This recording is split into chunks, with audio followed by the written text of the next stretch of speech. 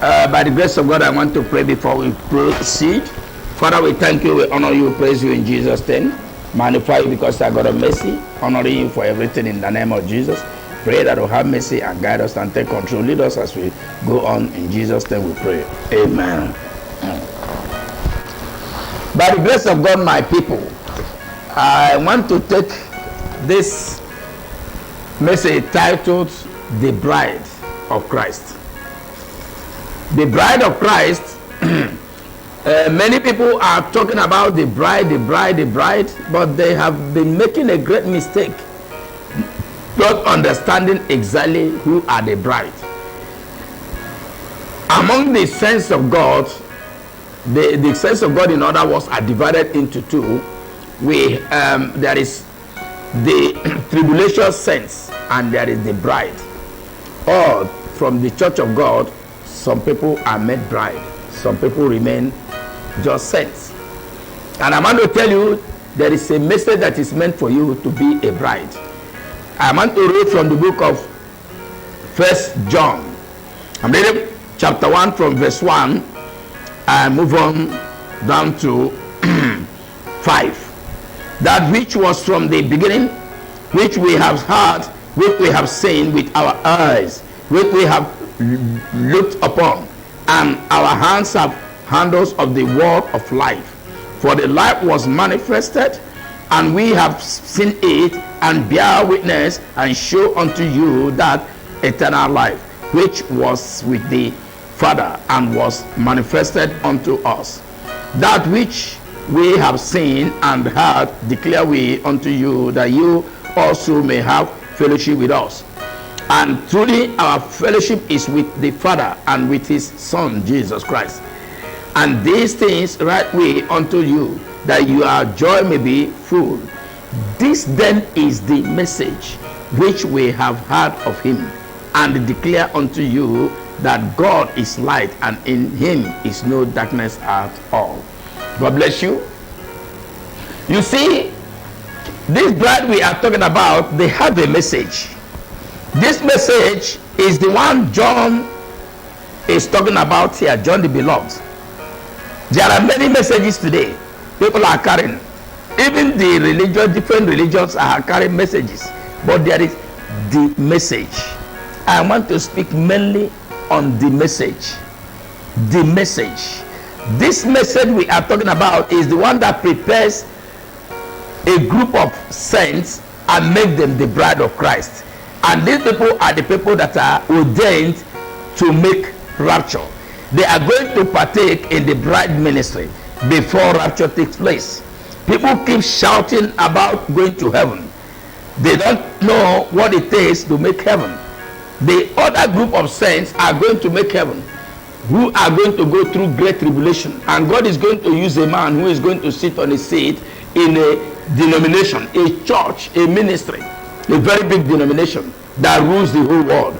And he's going to be the Antichrist, mark of the beast 666, as Revelation chapter 13 has told us. Now, the other people are the people the Bible talks about in the book of Revelation chapter 12. If you take time to read that chapter 12, if you take time, you see in verse 5, you see the man-child. You see in verse 17, you see the remnant of the seed of the woman. That the church has a man-child that has to go. That's the bride. Now the other are those who are going to go to heaven through great tribulation. I see a denomination in the world today. They are telling people that you can only be a saint after you have died, and they exhume your body and all those stories. All those things are lies. These things are not in existence in the Bible. I see a group that tell people about purgatory, tell people about purgatory, whatever. I say those things are lies. There's nothing like purgatory. It's a lie. No purgatory, no limbo, nothing like that. Now I am trying to bring you out of these denominations. These denominations, there are people that are deceiving you. There are people that are telling you the truth, but they are not having the real world. If you get to the book of Matthew chapter 25, if you read from verse 1 to 18, you will see the Bible talks about 10 virgins. These 10 virgins, are all saints. In other words, they are virgin, clean, untampered with. But it said 5 of them are wise, 5 are unwise. What does that mean? These 5 that are unwise, they are virgins, they live righteously, they are going to make heaven, but they don't have the clear revelation of the truth of the word. And these are the other people are the ones who are a wise virgin. All of them have they have lamp, which is the word of God, and they carrying the word of God, reading the word of God, testifying about Christ. But the other ones have oil. Oil, if you have a lantern, that's your lamp. If you don't have oil in it, very shortly the wick or whatever will burn off. But when you have oil, it is going to be supplying so that wick does not burn off. And that is talking about Holy Spirit. If you don't have Holy Spirit to interpret and explain the word of God to you, you can never catch the true revelation. I'm not talking about the Holy Spirit from the angle of signs and wonders, because you do miracles, the same Holy Ghost doing it, but it's only using you. He said, filled with Spirit of God, set aside for service. It's not that you are sealed. I'm talking about the people that are sealed. The people that are sealed are the bride of Christ, the wife of Christ, in other words. So these are the people I am talking about tonight. They have a message. What message do they have? God sent a prophet some years ago, an American. That may look too hard for you, but I have to tell you the truth. Whether you like it or not, people say truth is bitter. I say no, truth is only bitter to those who are going to hellfire. But truth is sweet to the children of God.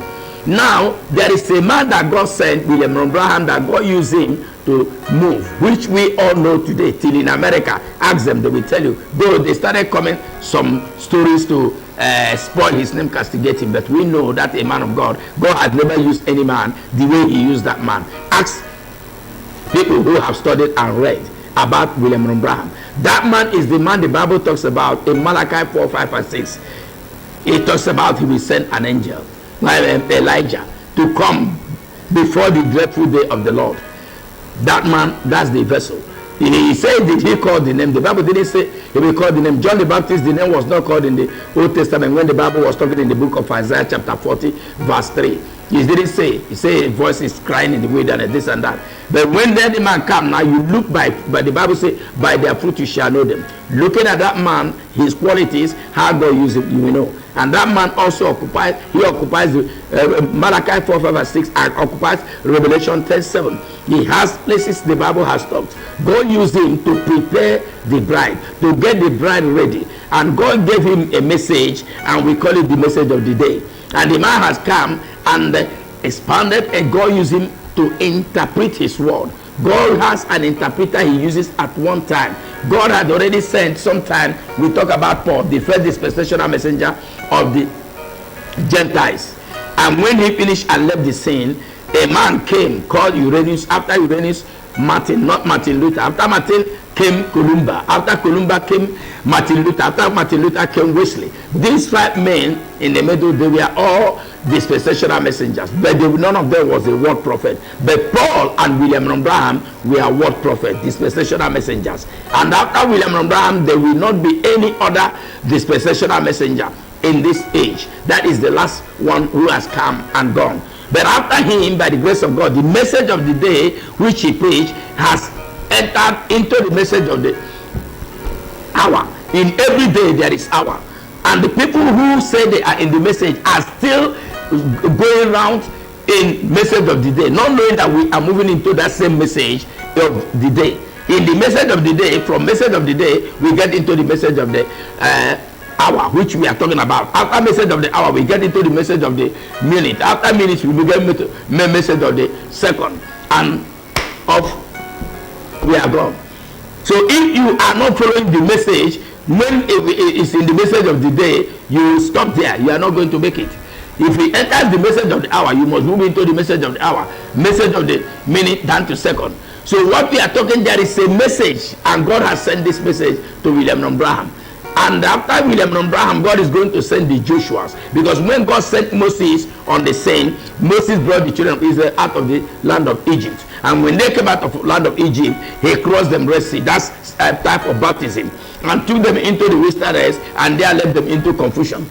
And Joshua took over. and they fought many battles, which you and I can study that from the Bible. Joshua fought, many battles, and they finally arrived in the promised land. Moses didn't take them to the promised land, but the message that Moses preached is the message that took them there. But Joshua had certain revelations that God added into that message. That is how God is going to use the chief apostles today. We are going to type the Joshuas of our day. After William Branham, there will not be Joshua. This Joshua will not be one man. No, sir. But God is going to send, it can be only 3 men. It can be 4 men. It can be 5 men. It can be 7 men. It can be 10 or 12. Very few of them. Very rare. They are very rare.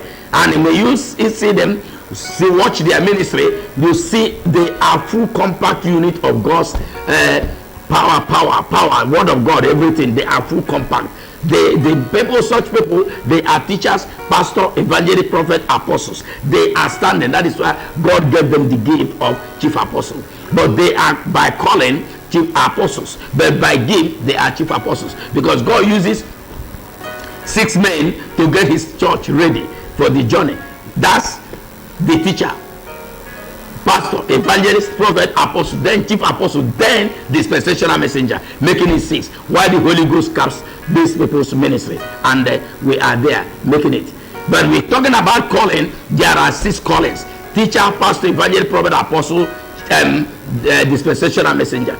Chief apostle is not a calling, but the man is called as an apostle, not that he's called as a chief apostle, but the gift upon him makes him higher than other apostles. And God will use this man to get the 5-fold ministers prepared, let them know the truth where they are wrong, and they will not be ready to get into the full work of God, and God will start making a move. So we are talking about this message. Is a very important message which you and I must take time. We should be humble enough to listen to this message. Don't allow pride to make you to say, as far as I'm concerned. I hear many people say that after William Branham, that's the end. That is the biggest lie, because after Moses, that was not the end. If the people had stopped where Moses stopped and ended there, they wouldn't have gotten into the promised land. God had to raise another vessel to continue. If you go to the book of Exodus, you see when God came down in chapter 3, verse 7, he said, I have seen the afflictions of my people. I have seen their I have heard their cry. I have seen their afflictions. I have come down to deliver them from the bondage of the this and that, or the Canaanites, the Amorites, or the Egyptians, to take them to the promised land. And he said, come, Moses, I will send you to take them out of Egypt. He didn't say, I will take, no, come, Moses, I will let me use you to take them to the promised land, but take you out of Egypt. And Moses finished his ministry. I hear people today say that Moses went to hell. I say you are blind concerning the Bible. Moses is one of the 2 olive trees. He and Elijah, they are the 2 olive trees. You can't shake it. It is never tampered with. Even at the transfiguration, you saw Moses and Elijah still standing there. If you go to the book of Revelation chapter 11, you will see Moses standing there, he and Elijah. These are the 2 olive trees, because Moses tells the bride that we go home or die before the rapture, so that when the trumpet sounds, they will wake up. And while Elijah tells the bride who will not die, they will change the curriculum. That is, God has revealed the 7th thunder to them. So I want to tell you, let your eyes be open. God is moving. The message we are talking about is moving from glory to glory. It's moving from glory to glory. So try to know where are we in this message. Every child of God, if you claim you are a saint of God, you are going to love God. Go to the book of Psalm chapter 33, verse 23. It will tell you, everybody that says it's a saint, all saints of God will love God. If you go to the same book of Psalm 34, verse 9, it tells you that every saint of God will fear God and respect God. You see, I want us to really start getting to know what God is doing at this end time. It's not only miracle. I believe in miracle, and God have enjoyed the miracle of God in such a great way that somebody cannot come to tell me about miracle. But I am telling you, the most important thing is the word of God. That's why the Bible says in the book of Luke chapter 10, verse 17, if you read verse 17 down to 9, it talks about he has seen the 70s came back rejoicing, because in the name of Jesus Satan bowed and did this, and that Jesus said, I saw Satan falling down like a flash from heaven. And he said, I've given you power to do this and that. Then after that, what did he say? He said, but rejoice not over this. Rejoice that your name is written. So we are going to, I want to advise you that we get up and start searching the scriptures. Find out what is the program of God at this time. The program of God at this time is the message of the day that Brother Abraham preached. We are entering into the message of the hour of that same message. God bless you and be with you.